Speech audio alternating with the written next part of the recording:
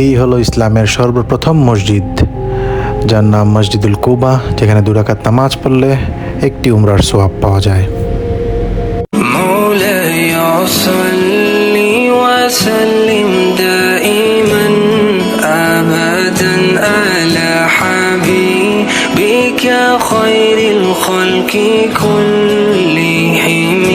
আর যারা বিশ্বাসী, আল্লাহ রাসূল সাল্লাল্লাহু আলাইহি ওয়াসাল্লামকে ভালোবাসে, তারা আমার চ্যানেলটাকে সাবস্ক্রাইব করবেন।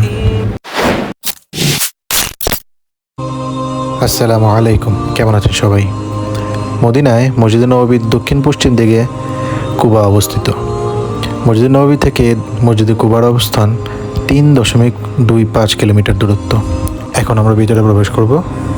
হিজরতের পর রাসূল করিম সাল্লাল্লাহু আলাইহি ওয়াসাল্লাম মদিনায় 10 বছর কাটিয়েছেন। এই সময় রাসূল করিম সাল্লাল্লাহু আলাইহি ওয়াসাল্লাম কখনো পায়ে হেঁটে, কখনো উঠে করে কুবা মসজিদে যেতেন এবং 2 রাকাত নামাজ আদায় করতেন। কুবা হচ্ছে একটি কূপের নাম। এই কূপকে কেন্দ্র করে যে বসতি গড়ে উঠেছে তাকে কুবা মহল্লা বলা হয়। 4টি উঁচু মিনার, একটি বড় গম্বুজ ছাদে এবং 5টি অপেক্ষাকৃত ছোট ছোট গম্বুজ রয়েছে। এই মসজিদ সম্পর্কে আল্লাহ তাআলা কোরআনে সূরা তাওবায় 108 নম্বর আয়াতে বলেছেন, বিসমিল্লাহির রহমানির রহিম, লা তাকুম ফীহি আবাদা لمسجد أسس على التقوى من أول يوم أحق أن تقوم فيه رجال يحبون أن يتطهروا والله يحب المطهرين। এর অর্থ হলো, যে মসজিদ প্রথম থেকে তাকওয়ার উপর প্রতিষ্ঠিত, সেখানে অবস্থান করা আপনার জন্য অধিক সঙ্গত। সেখানে এমন কিছু লোক রয়েছে যারা পবিত্রতা পছন্দ করে, আর আল্লাহ পবিত্র ব্যক্তিদের পছন্দ করেন, ভালোবাসেন। মসজিদের নারী এবং পুরুষদের নামাজের জায়গা ও প্রবেশপথ আলাদা, ওযুর জায়গায়ও ভিন্ন। সম্পূর্ণ শীততাপ নিয়ন্ত্রিত। মসজিদের ভেতরের কারুকাজও বেশ মনোমুগ্ধকর। মূল মসজিদ ভবনের মাঝে একটি খালি জায়গাও আছে, সেখানেও নামাজের ব্যবস্থা রয়েছে। দামি কার্পেটে বিছানা মেঝেতে মুসল্লিরা নামাজ আদায় করেন। রয়েছে জমজম পানির ব্যবস্থা। সৌন্দর্য এবং নান্দনিকতার দিক থেকে মসজিদে নববীর পরই মসজিদে কুবার অবস্থান। শেষবার সংস্করণ হয়েছিল 1986 সালে। মক্কার কাবা শরীফ, তারপর মসজিদে নববী, তারপর মসজিদুল আল আকসা প্যালেস্টাইনের। এরপরই চতুর্থ অবস্থানেই এই কুবা মসজিদের অবস্থান।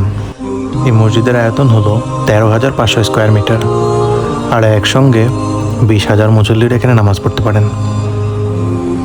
সারি সারিভাবে কোরআন রাখা হয়েছে।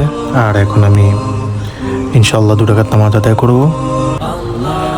ওই ইমামের জায়গাটা দেখতে পাচ্ছেন, আমার রাসূল সাল্লাল্লাহু আলাইহি ওয়াসাল্লাম নিশ্চয়ই এখানে দাঁড়িয়ে নামাজ আদায় করেছেন। আল্লাহু আকবার। দাঁড়াচ্ছি নামাজে।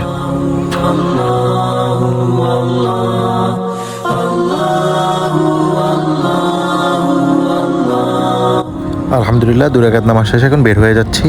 বাইরে গিয়ে মসজিদের বাইরের অংশটুকু দেখাবো এখন ভিডিও করে আপনাদেরকে ইনশাআল্লাহ।